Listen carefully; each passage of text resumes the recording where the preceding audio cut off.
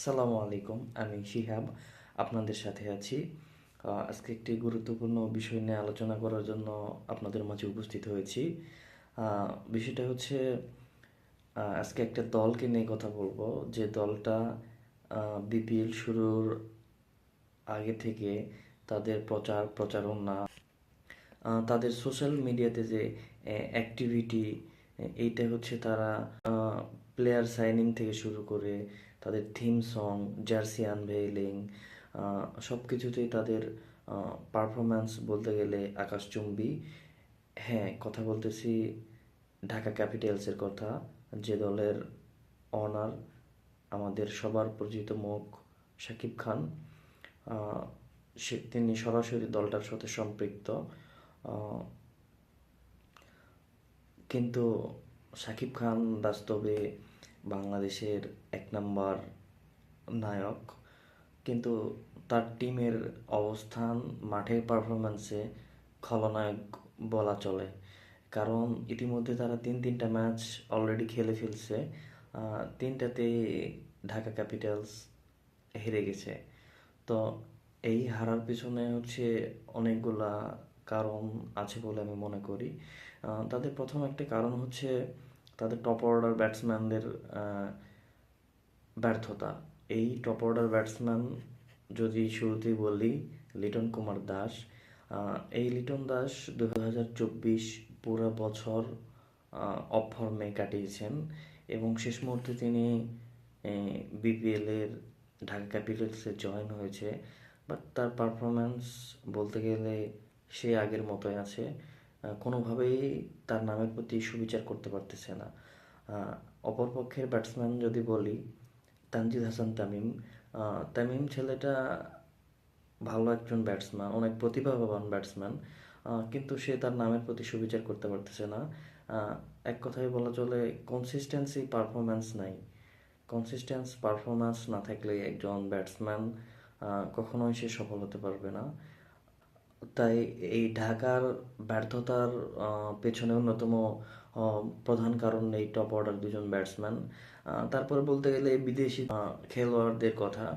বিদেশি বলতে স্টিফেন স্ক্যানিকজাই আছে, তারপর ক্যাপ্টেন থিসারা পেরেরা এবং চতুরাঙ্গ ডি সিলভা এবং আমেরিকান খেলোয়াড় শুভমান রানজানে।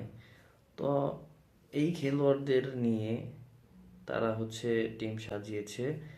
এটাকে নিয়ে সবার প্রত্যাশা আকাশচুম্বী ছিল। বাট আনফর্চুনেটলি শুধু এইবার না, প্রত্যেকবার ঢাকা টিম পারফরমেন্স এমনই করে।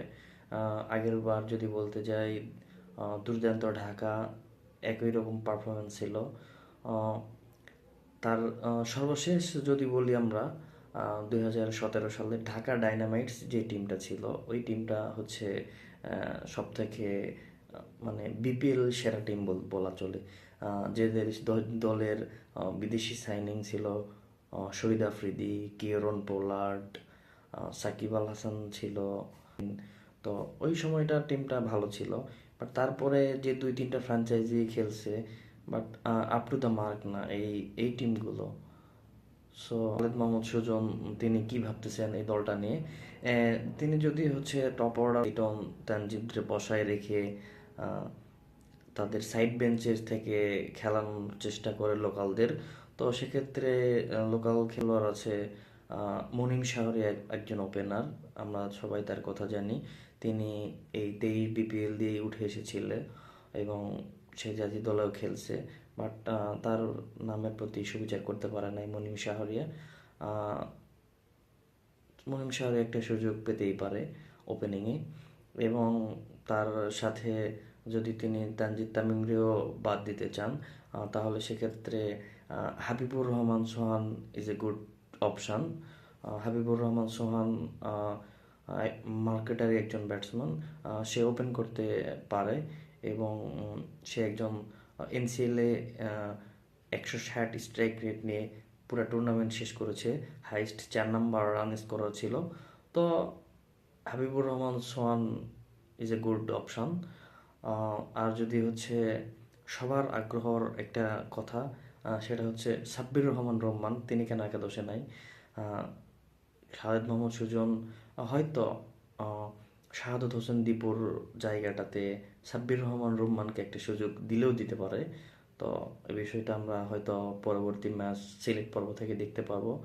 আহ, তিনি তার কেমন একাদশটা সাজাবে। তো এই ছিল আমার বিস্তারিত আলোচনা। কেমন লাগলো জানাবেন। আসসালামু আলাইকুম।